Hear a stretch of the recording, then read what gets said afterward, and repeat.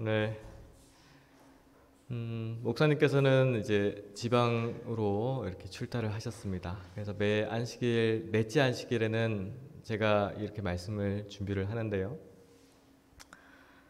항상 말씀을 준비할 때마다 그런 마음이 듭니다. 그리고 그런 기도를 해요. 주님, 어떠한 말씀이 저의 마음이 감동이 되어서 그 감동함을 전하게 해주실 것입니까? 항상 그 말씀을 우리가 설교하고 서로 간에 나눌 때에도 어떤 지식에서 지식을 나누는 것이 아니에요. 우리는 하나님의 음성을 듣고 그 음성을 들은 자가 들은 바를 전하고 그 하나님의 음성이 우리 모든 성도들의 마음 가운데 들리도록 하는 것이 설교다라고 생각을 합니다. 특별히 말씀들을 이렇게 보다가 이 마태복음에 있는 말씀이 눈에 들어왔습니다. 마태복음 17장 20절에 있는 말씀인데요. 가라사대 너희 믿음이 적은 영혼이라 진실로 너희에게 이르노니 너희가 만일 믿음이 한 겨자씨만큼만 있으면 이 산을 명하여 여기서 저기로 옮기라 하여도 옮길 것이요 또 너희가 못할 것이 없으리라. 이 마태복음의 17장의 그 배경들을 우리가 살펴보면요. 예수님의 제자들이 얼마나 가까이서 그들의 선생이었던 예수님을 통해서 진리를 듣고 그들의 마음 가운데 그 믿음을 간직하기를 예수님께서는 원하셨어요. 그렇지만 그들이 그렇게 가까이 예수님과 함께 동행하면서 그 예수님의 기적의 모습들을 바라봤지만 그들은 여전히 이 겨자씨만큼의 믿음도 없었다라는 것입니다. 혹시 겨자씨가 얼마만큼의 크기인지 혹시 아십니까? 네? 겨자씨가 얼마만큼의 크기일까요? 클까요?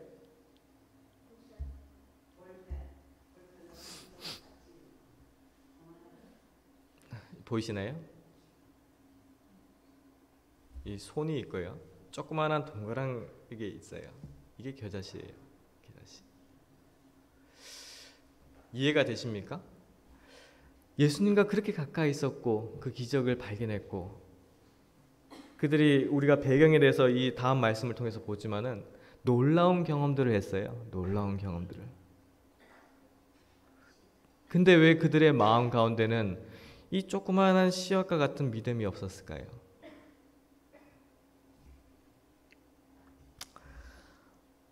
먼저 마태복음 17장 20절의 말씀을 하시기 전에 그 배경을 한번 살펴보도록 하겠습니다. 마태복음 17장을 통해서 우리가 1절과 3절을 통해서 말씀들을 볼 수가 있는데요.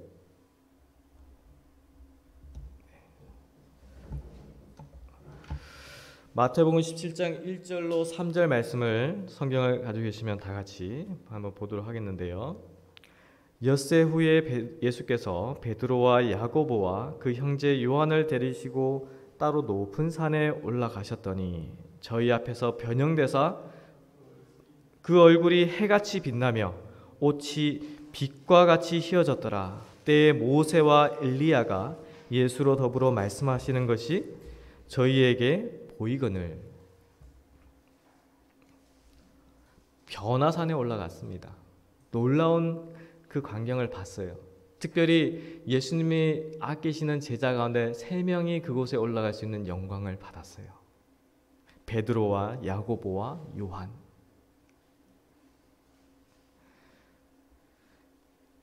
그곳에서 그들이 따르고 배우는 랍비, 선생님이시요 하나님의 거룩한 아들이신 예수님이 어떠한 존재임을 그들이 목도했어요. 그 장면을 보면서 베드로가 어떻게 얘기했습니까?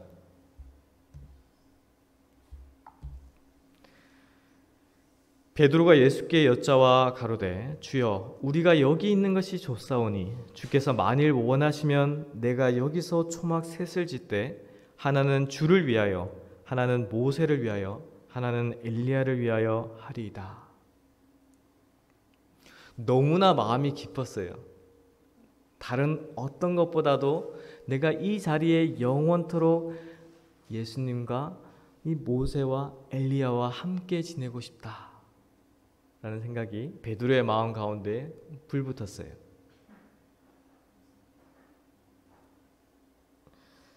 그러한 광경을 바라보면서 더 확신이 드는 그들의 마음 가운데 믿음으로 간직될 수 있는 음성을 들었습니다. 그렇죠? 마태복음 17장 6절에요. 말할 때에 호련히 빛난 구름이 저희를 덮으며 구름 속에서 소리가 나서 가로되 이는 내 사랑하는 아들이요 내 기뻐하는 자니 너희는 저의 말을 들으라 하는지라. 하나님의 음성을 들었어요. 하늘 아버지의 음성을 들었어요.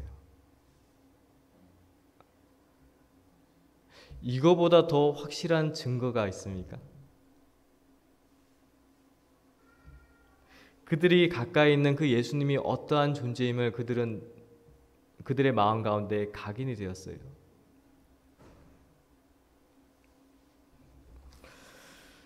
그리고 그 산에서 내려와서 제자들이 이렇게 묻습니다.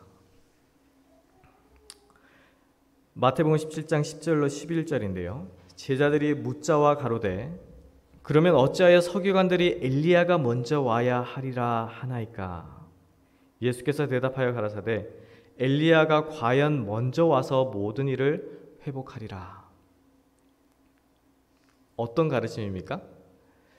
예수님께서 이적을 베푸시면서 메시아라 그러면서 활동을 하시니까 그 가운데에 바리새인과 서기관들과 사두개인들도 그 무리에 궁금해서 이렇게 살펴봤어요. 살펴보면서 질문을 합니다. 너가 정말 메시아면 분명히 예언에 메시아가 오기 전에 엘리야 선자가 나타나리라는 그 말씀이 있는데 그럼 엘리야는 누구냐? 그래서 제자들도 이 예수님께 묻는 거예요. 주님, 이 서기관들이 엘리야가 먼저 와야 된다. 메시아가 오기 전에 엘리야가 먼저 와야 된다라고 하는데 이 질문에 대해서 우리가 어떻게 답변해야 됩니까? 묻는 거예요.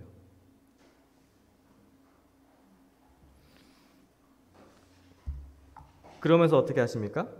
마태복음 17장 12절로 13절에 그것에 대해서 풀이하시고 설명해 주세요.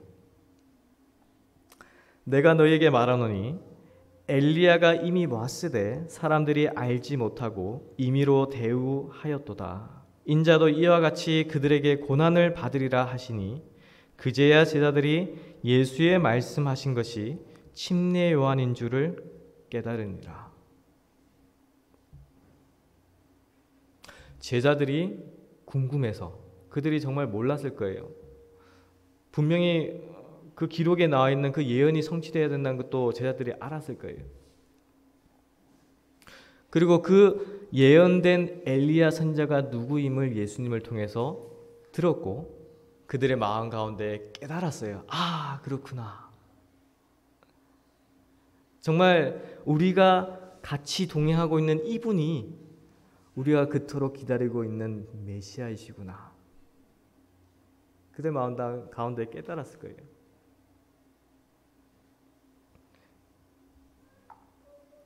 근데 하나의 사건이 이렇게 벌어집니다. 그 제자들에게 가르침을 주시고 나서 그 예수님과 그 제자들의 모습들을 보면서 사람들이 모였어요. 특별히 병자와 아픈 사람들이 예수님이 어디 가신다 하면 그쪽으로 우르르 갑니다. 그 중에 한 아들이 있었는데 이 아들은 간질이라는 병을 간직한 아들이었어요. 어려움을 당하는 아들이었어요. 그래서 그 아들들을 보여주면서 예수님께 먼저 가기 전에 어떻게 했습니까? 그 제자들에게 먼저 갔어요. 그리고 그 제자들의 마음 가운데는 어떤 마음이 들었을까요? 이 16절에 있는 말씀 한 말씀만 봐도 어떻게 생각이 드십니까? 제자들이 그 병마로 어려워하고 있는 그 환자를 고치려고 아마 시도를 한 것 같아요. 그 하나님이 예수님께서 그 이적을 베푸시는 그 광경들을 바라봤고 하나님의 말씀들을 그들이 배우고 들었고 그들 마음 가운데 그러한 예수님의 능력을 나도 또한 할 수 있을 것이다 라는 그런 생각을 한 것 같아요. 근데 그것이 가능했었습니까? 그 간질이라는 어려움을 당하고 있는 아이를 고쳤나요? 못 고쳤어요. 못 고쳤어요. 그래서 그 부모가 와서 예수님에게 주여 내 아들을 불쌍히 여기소서 저가 간질로 심히 고생하여 자주 불에도 넘어지며 물에도 넘어지는지라 내가 주의 제자들에게 데리고 왔으나 능히 고치지 못하더이다. 굉장히 안타까운 마음에서 그 부모가 예수님께 부르짖었을 거예요. 예수님의 제자들이 왜 그 어려움을 당하고 있는 간질을 당하고 있는 아이를 고치지 못했을까? 한번 생각을 해보셨습니까?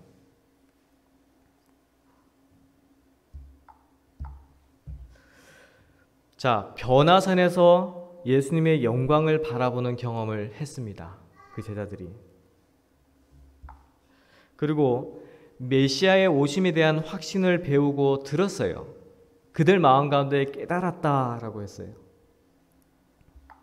그리고 예수님의 기적과 이적을 베푸시는 모습들을 그들이 경험했어요. 봤어요. 그리고 무엇보다도 그 예수님이 그들 곁에 계셨어요. 그들이 눈으로 보고 귀로 듣는 가운데서 있었어요. 계셨어요. 근데 왜 능력을 베푸지 못했을까요?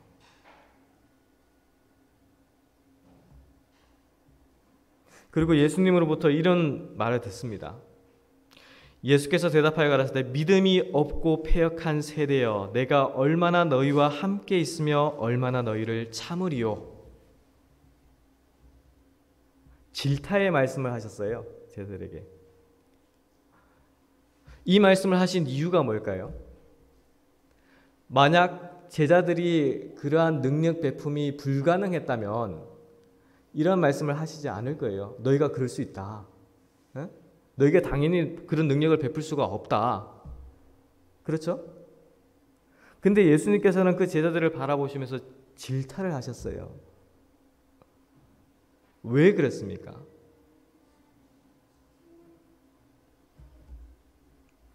그들이 예수님을 바라보면서 그들 마음 가운데 믿음이 있다. 하나님께서 나와 함께 하신다. 하나님의 능력이 나에게 속해 있다. 그런 마음을 간직하면서 능력을 베풀려고 생각했을 거예요. 근데 그들 마음 가운데 실제로는 아까 우리 사진에서 봤듯이 그 조그마한 겨자씨와 같은 그 믿음조차도 없었다라는 것이.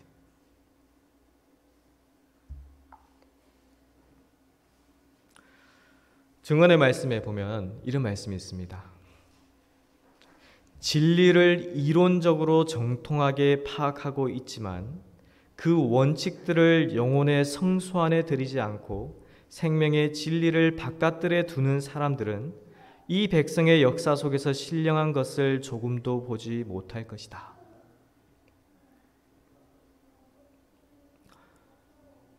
제자들이 예수님을 실제적으로 눈으로 보고 귀로 듣고 예수님과 동행하면서 경험을 했지만 그 경험 가운데 그들의 영혼의 성소 안에 주님의 그 원칙과 말씀들이 들어오지를 않은 거예요. 그 생명의 진리가 그들의 마음 안에 있는 것이 아니라 바깥 뜰에 있었는 거예요. 그래서 그 능력이 그 제자들을 통해서 나타나지 않은 것입니다. 그래서 예수님께서 질타하신 것은 그들 마음 가운데에 그 예수님의 말씀이 들어가서 그 겨자씨의 경험처럼, 겨자씨처럼 그 자그마한 말씀들이 그들의 마음 깊숙이 들어가서 심겨져서 뿌리가 내리도록 하시기 위해서, 그들의 마음 가운데 믿음의 뿌리를 간직하게 하시기 위해서 질타하시는 거예요.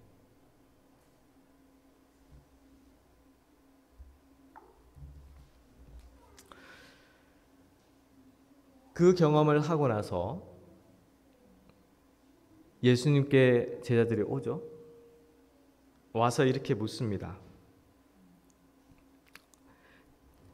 주님, 우리는 어떻게 해서 그 병자를, 그 악한 영을 쫓아내지 못했습니까?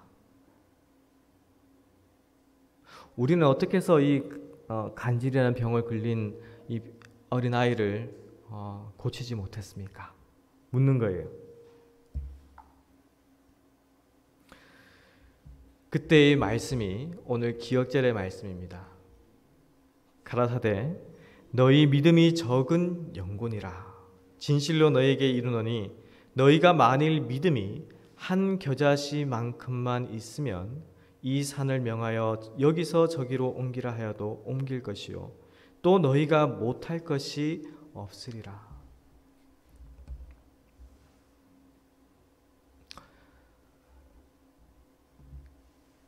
여러분들에게 한 질문을 하나 하고 싶습니다. 여기서 신앙생활을 오래 하신 분들이 많죠. 평생을 주님과 함께 동행하시는 분들이 많아요. 우리 성도님들의 마음 가운데는 겨자씨만큼 한 믿음이 있습니까? 우리가 믿노라 합니다. 믿음을 간직하고 있습니다라고 합니다. 고백을 해요. 겨자씨만큼, 그 한 알만큼의 믿음을 간직하고 있습니까? 자, 이 질문을 들으면 어떻습니까? 선뜻 대답을 못하죠? 왜 못합니까? 말씀에는 분명히 겨자씨만큼만 그 믿음이 있으면 이 산을 명하여 저쪽으로 옮겨라 하면 옮겨진다 그랬어요. 그게 하나님의 말씀이에요.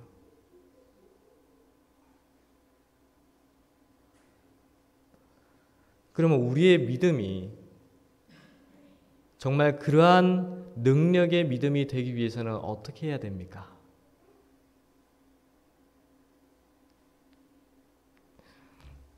오늘 그 부분에 대해서 우리가 말씀으로서 한번 생각을 해보시는 시간을 가졌으면 했습니다.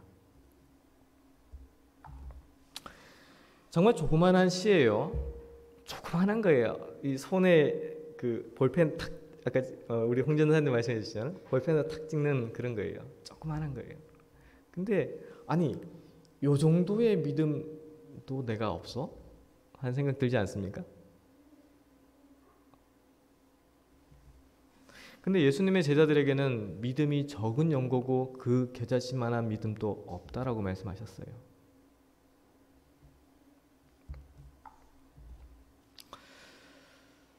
누가복음 18장 16절에요. 예수님께 아이들이 이렇게 옵니다. 제자들은 그 아이들이 예수님을 귀찮게 할까봐, 힘들게 할까봐 예수님께 가지 마라 막았어요. 근데 예수님께서 그 말씀을 하셨어요. 이 말씀을 하셨어요. 예수께서 그 어린 아이들을 불러 가까이 하시고 이르시되 어린 아이들이 내게 오는 것을 용납하고 금하지 말라. 하나님의 나라가 이런 자의 것이니라. 이 말씀을 어떻게 보십니까? 저는 이 말씀을 볼 때 예수님께서는 그 아이들을 볼 때 그들이 비록 연약하고 조그만하고 약해 보이지만 그 아이들의 마음의 상태를 보셨다라고 생각 들어요. 우리 인간은 쉽게 우리 눈에 보이는 것으로 판단을 합니다. 그 보이는 것으로 쉽게 또 믿어요. 근데 예수님의 그 시각은 그 비록 작은 아이들이지만 그 어린 아이들의 영적 상태를 보셨어요.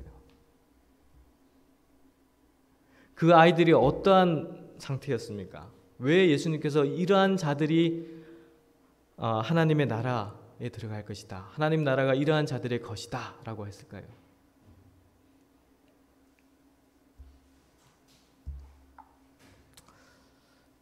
부모님과 어린아이 자녀들 간의 관계를 좀 생각하면 또 쉽게 우리가 이해할 수 있을 것 같아요. 저도 이 뒤에 제 딸이 있지만은 그 딸아이가 저를 볼 때 아빠라고 하고 제 아내를 볼 때 엄마라고 하고 따릅니다.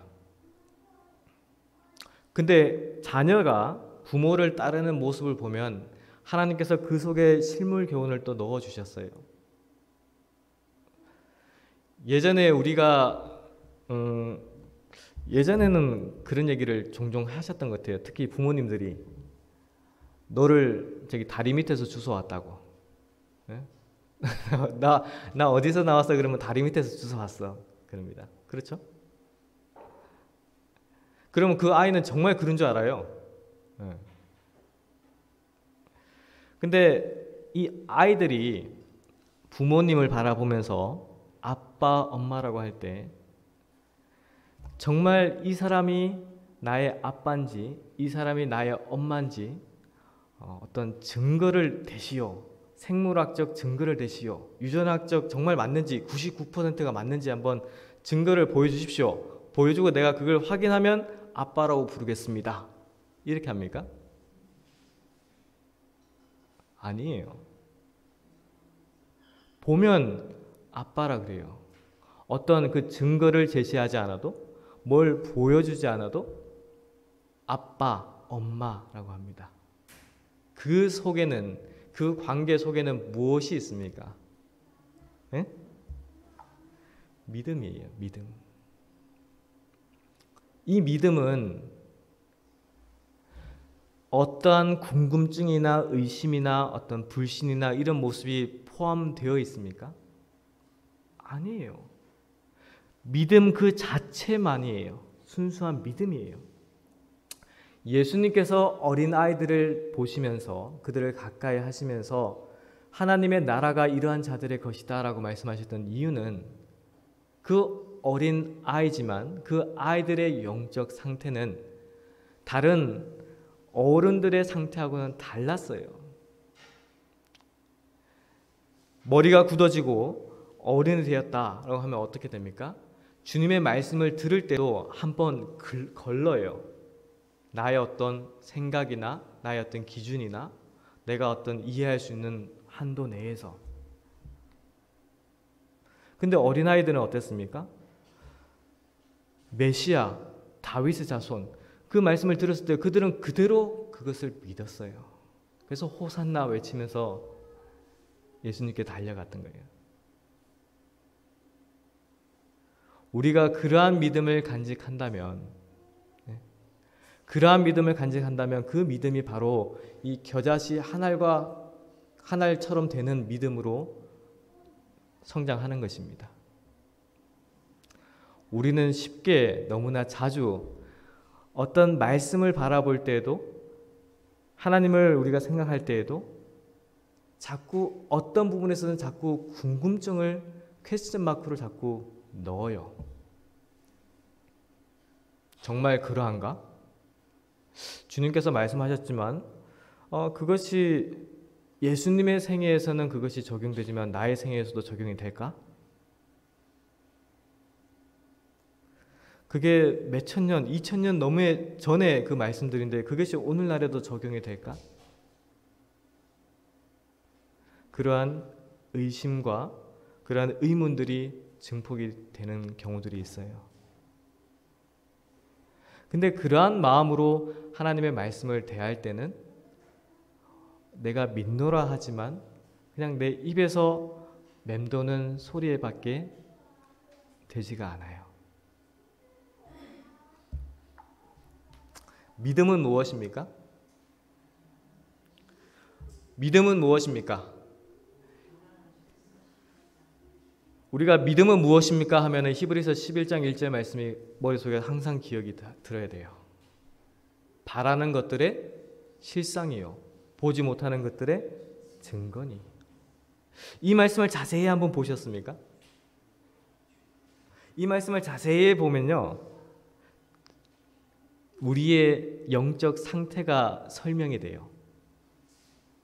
자, 바라는 것들의 실상이요라는 한 말씀을 보면, 자, 바라는 것이라는 그 말씀 속에 무엇을 생각하십니까? 바라는 것이라는 말 속에는 내가 실질적으로 내 지금 눈앞에는 보이지 않는 거예요. 소망한다, 바란다는 거예요. 근데 그 보이진 않지만 그것이 실상으로 정말 실제적으로 존재하는 것으로 내가 내 마음 가운데 확신으로 들어오는 거예요. 어떻게 들어오는 겁니까? 그게 믿음으로. 보지 못하는 것들의 증거니, 비록 눈에 보이지 않고 알 수 없지만 그 믿음으로 말미암아 그것이 증거로서 확신을 간직하게 되는 것입니다. 그게 믿음이에요. 자, 그림을 3가지를 준비를 했습니다. 여러분들의 마음, 우리 모두는 마음이 있죠? 마음이 있어요. 자, 그 마음에 해당하는 그림을 한번 골라보십시오. 자, 첫 번째 그림 한번 보여드릴게요. 자, 요거 마음입니까? 다들 대답이 없죠? 자, 두 번째 그림 한번 보여드릴게요. 자, 요거 마음입니까? 자, 세 번째 그림 보여드릴게요. 세 번째 그림. 자, 네, 뇌예요. 마음입니까? 이제 끄덕끄덕 하시는 분 계세요. 이거는 뇌지 마음은 아니에요. 뇌예요. 그럼 마음을 어떻게 우리가 알 수가 있습니까? 이 3가지 그림 중에서 마음을 한번 골라보십시오. 네? 하트는 우리가 마음이다라고 계속 주입을 하니까 이 하트 그림 보면 아, 저게 마음이다라고 생각하는 거예요. 근데 하트가 마음입니까? 하트는 하트예요. 마음이 아니에요. 다시 생각해 보면 우리가 마음이 있다는 것은 알지만 그것이 보이진 않아요. 우리가 그냥 통상적으로 아, 이것이 마음이다라고 뭐 가르치고 보여졌기 때문에 그것이 이 그림을 보면 저게 마음이다라고 그냥 생각을 하는 거예요. 근데 실제적으로는 보이지가 않습니다. 네. 근데 우리 각자 스스로 한번 깊이 생각해 보면 내 속에 마음이 있다는 것은 알죠. 네, 분명히 알아요. 깨달아요. 그거 누가 심어주신 것 같습니까? 네? 그거 누가 심어주신 것 같아요? 창세기서 2장 7절이에요. 여호와 하나님이 흙으로 사람을 지으시고 생기를 그 코에 불어 넣으시니 사람이 생명이 된지라. 만약에 강아지나 고양이를 여기다가 데려다 놓고 하나님의 말씀을 설교를 하면 그 강아지나 고양이가 아멘이라고 할까요? 그 말씀을 보고 듣고 그들이 나도 정말 하나님을 섬겨야겠다라는 그런 마음을 간직할까요? 불가능해요. 평생을 가르쳐도 강아지는 멍멍, 고양이는 야옹이라고 할 수밖에 없어요. 우리 사람은 다릅니다. 달라요. 왜 다르냐면 하나님께서 그렇게 창조하셨어요. 하나님께서 우리의 마음이라는 것을 두시고 그 마음에 하나님의 영이 임재하도록 창조하셨어요. 그게 다른 거예요. 그래서 그 창조하신 창조주 하나님을 우리가 깊이 이해하고 느낀다면, 우리 마음 가운데 생각한다면 하나님의 말씀이 들릴 때에 어떻습니까? 반응을 하게 되어 있어요. 그게 사람이에요. 요한복음 4장 24절 말씀이에요. 하나님은 영이시니 예배하는 자가 신령과 진정으로 예배할지니라. 하나님은 영이십니까? 아멘 그래야죠. 하나님은 영이십니까? 아멘. 하나님은 영이세요. 영이라는 그 말씀 속에는 어떤 의미가 있습니까? 히브리서 11장 1절 말씀 기억하십니까? 믿음이 없이는 그 하나님의 영을 볼 수도 없고 우리 마음 가운데 간직할 수도 없다라는 거예요. 그래서 예배하는 자가 신령과 진정으로 예배한다. 신령과 진리로서 예배한다라고 말씀하셨죠. 그것이 어떻게 가능합니까? 그것이 영적인 존재로 창조함을 받았기 때문에 우리가 하나님의 영의 말씀들을 들을 때, 하나님께 경배할 때 영적 교제로서 경배할 수가 있는 것입니다. 그게 어떻게 이루어집니까? 믿음으로 말미암아 이루어지는 거예요.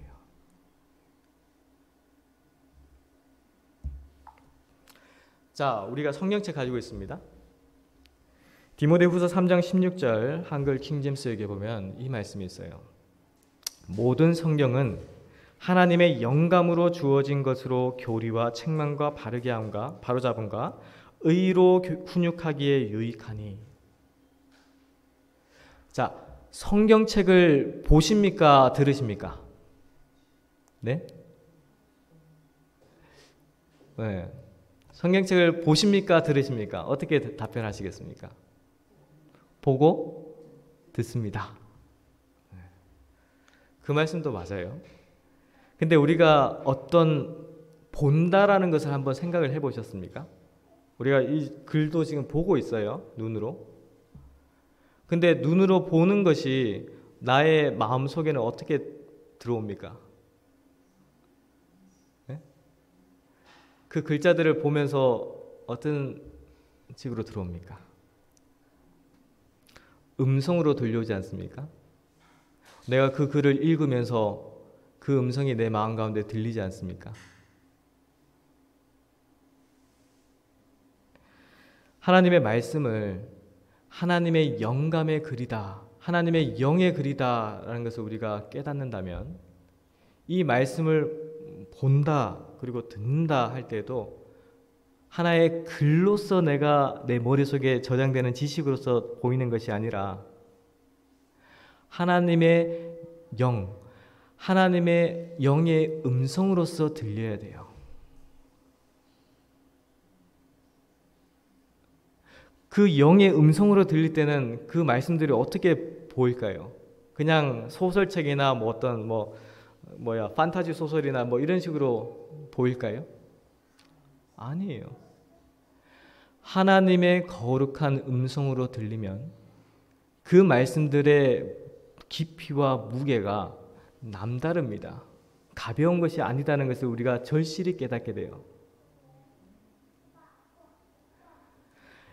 이러한 영감의 글을 주신 분이 바로 하나님이시고 이러한 영을 우리가 지금 이 순간에도 경험하고 있는 거예요. 믿음은 어떻게 생깁니까?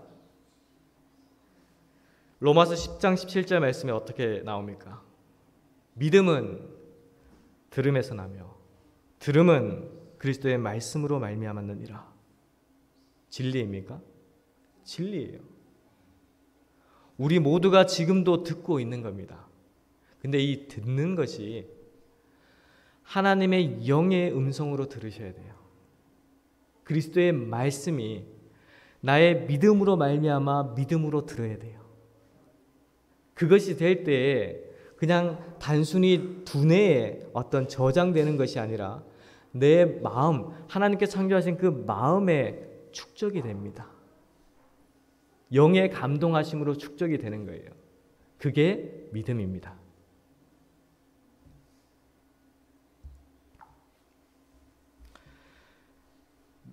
요한복음 5장 39절에 이 말씀이 있습니다. 너희가 성경에서 영생을 얻는 줄 생각하고 성경을 상고하거니와 이 성경이 곧 내게 대하여 증거하는 것이로다. 우리 모두는 예수님이 정말 가까이 계시는 거예요. 정말 말씀으로, 말씀이신 그리스도, 말씀이신 그리스도가 이 책으로도 나와 있고요. 우리 마음 가운데에 그 주님의 음성으로도 나와 있어요. 그게 영생을 얻는 비결입니다. 이 영생을 얻을 수 있는 방법이 바로 뭐로요? 믿음으로 말미암아. 믿음으로 말미암아 우리 마음 가운데 들리는 거예요. 로마서 10장 10절에 이 말씀이 있습니다. 사람이 마음으로 믿어 의에 이르고 입으로 시인하여 구원에 이르느니라.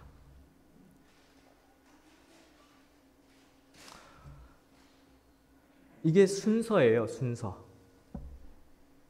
하나님의 말씀을 볼 때도 하나님의 영감의 글, 하나님의 영이 나에게 있다는 것을 우리가 절실히 깨달을 때 내 마음 가운데 그 하나님의 영을 내 마음 가운데 믿음으로 간직할 때 그것이 바로 그리스도로 말미암는 의라는 것이 나타나는 것입니다. 그게 바로 그리스도의 의예요. 그 의가 있는 자들이 입으로 시인한다. 입으로 시인하는 것이 먼저가 아니에요. 마음으로 믿어 의에 이르는 것이 먼저입니다. 그 경험이 있는 자들만이 정말 그 그리스도의 의의 음성을 할 수가 있는 거예요. 우리가 말씀을 들을 때 아멘이라는 그 단어에 있어서도 우리가 한 번쯤은 생각을 더 해야 됩니다. 어떤 때는 옆에 사람이 아멘이라고 하니까 나도 아멘. 예? 아니면 나도 모르게 그냥 계속 형식적으로 해왔던 말이니까 그냥 아멘 이렇게 합니다. 근데 그 아멘이라는 그 말 속에는 뭐가 들어가야 됩니까? 우리가 입으로 아멘이라고 할 때, 입으로 우리가 하나님을 찬양할 때, 기도할 때 그 속에는 무엇이 들어가 있어야 됩니까? 마음이에요. 그 마음은 어떠한 마음입니까? 그 마음이 우리가 간직해야 될 마음이 어떠한 마음입니까? 믿음으로 말미암아 하나님의 영이 임재하는 경험, 그리스도의 임재가 경험되는 경험, 그것이 의로서 내 마음 가운데 간직되는 경험, 그것이 돼야 돼요. 그것이 되는 자들만이 바로 진정한 아멘이라는 말씀을 할 수가 있는 것입니다. 그러한 경험을 하는 자들에게는 하나님께서 축복을 주셨어요. 그것이 바로 구원이요 영생입니다. 로마서 8장 14절에 이 말씀이 있습니다. 무릇 하나님의 영으로 인도함을 받는 그들은 곧 하나님의 아들이라. 그래서 우리가 아버지라고 부를 수 있는 거예요. 하나님의 영으로 인도함을 받는 자들. 우리 모두는 각자 마음이 있습니다. 그 마음에 하나님께서 말씀을 하십니다.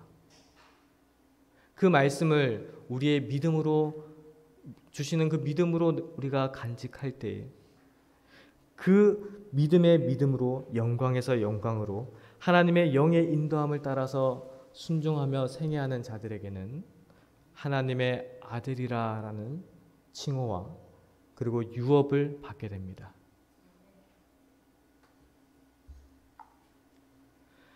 요한복음 17장 3절입니다. 영생은 곧 유일하신 참 하나님과 그의 보내신 자 예수 그리스도를 아는 것이니이다. 예수 그리스도를 아는 것이니이다. 이것이 어떤 의미를 가지고 있을까요? 우리가 어떻게 예수 그리스도를 알 수 있을까요? 예수님을 실제로 보신 분 계십니까? 우리 눈으로 보신 분 계십니까? 참 많은 사람들이 그림으로써 어떤 조형물로써 그 예수님의 모습을 형상화했어요. 근데 실질적으로 그 예수님을 실질적으로 바라본 자는 아무도 없습니다. 근데 우리는 예수님을 바라봐야 된다는 말씀을 통해서 예수님을 바라봐야 된다는 걸 알고 있고 예수님을 우리가 보고 있다는 것도 알고 있어요. 어떻게 보고 어떻게 바라봐야 됩니까? 어떻게 예수님을 알 수가 있습니까? 믿음으로. 거기에 믿음이 들어가는 겁니다. 믿음. 어떤 증거가 있기 때문에 어떤 확실한 증거가 있기 때문에 내가 하나님을 믿습니다. 예수님을 믿습니다. 그거 아니에요. 보이지 않는 것이라 할지라도 믿음으로 보이는 것으로 우리가 간직하는 것입니다.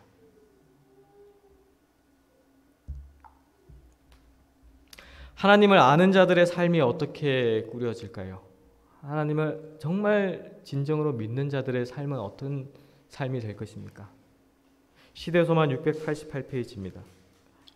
하나님을 아는 것을 특권으로 생각하고 우리가 하나님을 알 때에 우리의 생애는 계속적인 순종의 생애가 될 것이다. 그리스도의 품성을 존중하고 하나님과 교제함으로 우리들은 죄를 미워하게 될 것이다. 여기서 순종이 나오는 거예요. 순종이.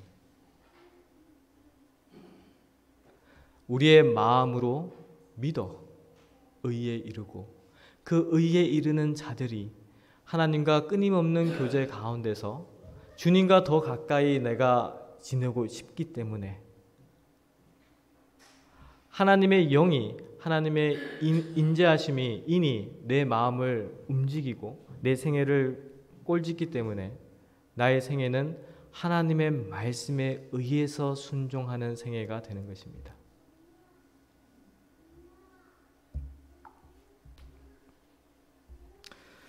고린도후서 2장 14절 말씀에도 참 좋은 말씀이 있어요. 항상 우리를 그리스도 안에서 이기게 하시고 우리로 말미암아 각 처에서 그리스도를 아는 냄새를 나타내시는 하나님께 감사하노라. 그리스도의 향기가 난다는 거예요. 이 향기는 믿는 자들뿐만 아니라 세상 거민들, 하나님을 알지 못하는 자들에게도 보여지는 것입니다.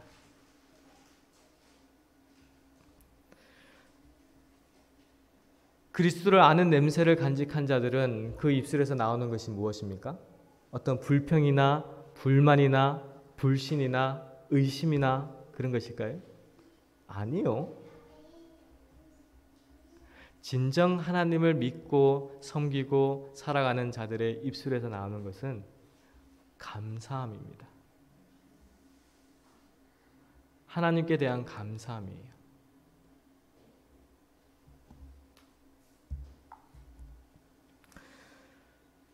사도행적에 이런 말씀이 있습니다. 구주께서는 아무리 논리적이라 할지라도 논쟁으로는 굳은 마음을 녹이거나 세욕과 이기심의 딱딱한 껍질을 깨트리지 못할 것을 아셨다. 구주께서는 제자들이 하늘의 선물을 받아야만 하며 또한 길이요 진리요 생명이신 그분을 아는 산 지식으로 뜨거워진 마음과 감동적인 입술로 선포할 때에만 복음이 효과가 있으리라는 사실을 아셨다. 우리가 부족한 것이 무엇입니까? 우리가 간직해야 되는 것이 무엇입니까? 이거예요. 하나님의 영의 뜨거움이 우리 마음 가운데 있습니까? 우리의 입술에서 그 성령의 감동함의 말들이 나오고 있습니까? 우리가 하나님께 간구하고 구하고 간직해야 되는 것이 바로 이거예요. 이러한 모든 것이 어떻게 가능해집니까? 우리가 어떻게 우리 마음 가운데 성령의 뜨거움을, 성령의 임재하심을 경험할 수 있을까요? 어떻게 우리 입술을 통해서 성령의 감동함이 선포될 수가 있을까요? 그것이 바로 믿음입니다. 믿음. 자, 오늘 겨자씨 한 알의 믿음에 대해서 우리가 공부를 했는데요. 이 겨자씨 한 알이지만 이 겨자씨 한 알을 증언의 말씀에는 하나님의 나라의 비유를 하셨어요. 이 조그마한 씨가 땅 속에 들어가서 발아되고 이 나무가 자라면 얼마나 커지는지 아십니까?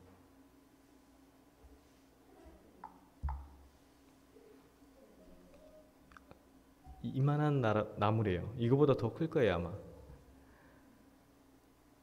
그 겨자씨의 자라남을 누가 이 크다란 나무로 자라나게 해주십니까? 우리 사람이 하는 겁니까? 내가 노력해서 되는 건가요?